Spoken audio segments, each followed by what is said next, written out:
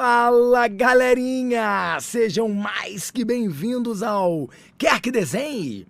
Depois dos episódios da Primeira e Segunda Guerra Mundiais, chegou a vez de descomplicarmos a Guerra Fria. Tcharam! Período que durou 46 longos anos. Mas antes de começarmos, se inscreve aqui no canal para não perder nenhuma novidade. E não deixe de assistir o vídeo até o final, porque vai ter link com desconto para você assinar o Descomplique, hein? Vocês já devem ter percebido que na história os acontecimentos não são isolados. Então, para entender como começou a Guerra Fria, a gente precisa lembrar como terminou a Segunda Guerra Mundial, lá em 1945. Os Estados Unidos e a União Soviética eram aliados na batalha, lembra? Com a derrota do eixo, essas duas grandes potências saíram fortalecidas da guerra e agora eram rivais que disputavam o poder a partir de ideologias completamente diferentes. De um lado, estavam os Estados Unidos, que defendiam a expansão do capitalismo. E de outro, a União Soviética pregando o socialismo. Tá, mas isso era só um problema deles dois? Nananina, não.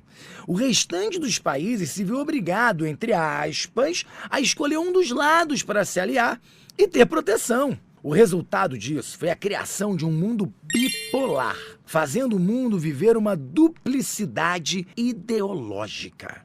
Outro acontecimento considerado também um pontapé inicial da Guerra Fria foi em 1949, quando a União Soviética cria suas próprias bombas nucleares. Isso foi visto como um desafio à liderança dos Estados Unidos. Ah, então você está me dizendo que assim do nada eles começaram essa birra? Nada disso. Ainda em 1945, ali no finalzinho da Segunda Guerra, os norte-americanos lançaram 2 bombas nucleares no Japão, em Hiroshima e Nagasaki. Estão lembrados? Mostrando já ali todo o seu poderio bélico e militar. A segunda bomba, inclusive, foi considerada uma clara demonstração de força dos Estados Unidos para a União Soviética. Como se eles dissessem assim: viram, soviéticos? A bomba de Hiroshima não foi sorte. Nós já dominamos essa tecnologia. E lá vem mais guerras, destruição, mundo de cabeça para baixo, de novo.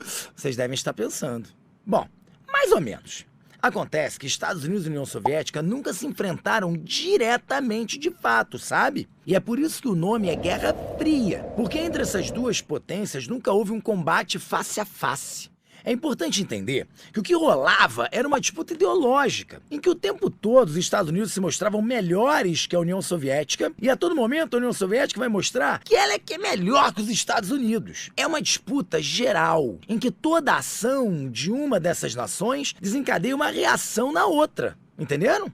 Não entendeu? Calma que a gente desenha. Os Estados Unidos chegam e criam o Plano Marshall para ajudar a economia dos países aliados europeus que ficaram desestabilizados depois da Segunda Guerra. Aí, em resposta, a União Soviética funda o Conselho para Assistência Econômica Mútua, o Comecon, para reestruturar economicamente os países do leste europeu que também sofreram com a Segunda Guerra. O mesmo acontece com a criação da Organização do Tratado do Atlântico Norte, a famosa OTAN, uma organização militar para defender os países capitalistas lutando contra a expansão do comunismo e retalhando qualquer possível ataque soviético contra seus países membros. Como reação, a União Soviética aparece com o Pacto de Varsóvia, apoiado pelos países do Bloco Socialista e que tinham os mesmos moldes do seu rival. É através dessas instituições que percebemos claramente a formação dos 2 blocos que nós citamos lá no início, o bloco capitalista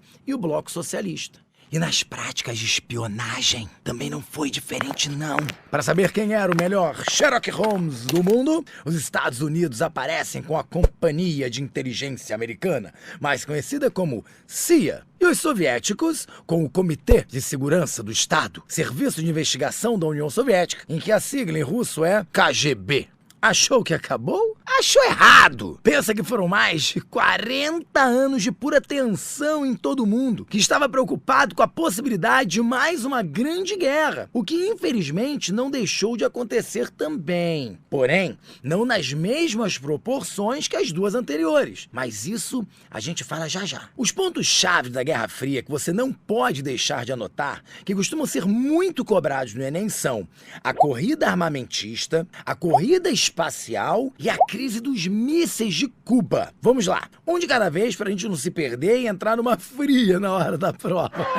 Ainda nessa onda de mostrar quem é melhor que quem, os dois países começaram a produzir arsenal bélico e tecnologia voltadas à guerra, com o objetivo de se afirmar como maior potência global. Isso foi o que chamamos de corrida armamentista, o que gerou um perigo de uma possível guerra nuclear em todo o mundo, obviamente. Por isso, a famosa definição de uma paz impossível, porém uma guerra improvável, porque uma guerra entre eles podia destruir o mundo inteiro. Além das questões de armamento, Estados Unidos e União Soviética disputavam quem chegava primeiro ao espaço, criando a corrida espacial. Em 1957, os soviéticos lançam o primeiro satélite artificial, o Sputnik. Depois, em 1960, o primeiro foguete tripulado com um ser vivo. E em 1961, o primeiro voo espacial tripulado por um ser humano, Yuri Gagarin. Mas aí, os Estados Unidos chegam e mandam o primeiro homem para a Lua, Neil Armstrong, em 1969, levando a corrida espacial ao seu ápice.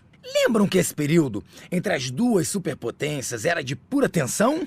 Bom, um momento de muita tensão que não podemos deixar de falar é a crise dos mísseis em Cuba, que aconteceu, logicamente, em Cuba. E o que foi isso? A União Soviética montou uma base militar na ilha cubana com a intenção de um possível ataque aos Estados Unidos. E aí, essa base de mísseis em Cuba causou uma tensão que durou 13 dias. Os 13 dias que abalaram o mundo. Isso tudo é considerado até hoje como o momento de maior tensão da Guerra Fria, que foi contornado na negociação entre o presidente Kennedy e Nikita Khrushchev, o premier soviético. Felizmente, nada aconteceu. Os Estados Unidos retiraram a sua base da Turquia e a União Soviética também tirou a sua base de Cuba. Ufa! Bom, mas apesar de os dois não terem guerreado diretamente, como já falamos, Estados Unidos e União Soviética alimentaram vários conflitos pelo mundo. Eles se enfrentavam dentro dessas outras guerras, como na Guerra da Coreia e na Guerra do Vietnã. As duas superpotências estavam sempre presentes para mostrar a força de cada uma. O fim disso tudo, simbolicamente, é com a queda do Muro de Berlim, em 1989, que dividia a Alemanha Ocidental, capitalista, da Alemanha Oriental, socialista. E, enfim, o país germânico foi reunificado. E, oficialmente, a Guerra Fria acaba em 1991, com a desintegração da União Soviética, que já enfrentava crises econômicas e sociais há muito tempo. E depois desse momento, do fim da Guerra Fria, a gente tem a nova ordem mundial. Tcharam! Mas isso já é assunto para um novo episódio. Gostou? Então dá o seu like, se inscreve no canal e comenta aqui embaixo pra gente saber o que você achou. Se você ainda não é estudante Descomplica, não dê bobeira e aproveita o link de desconto especial aqui na descrição. Até mais, galera!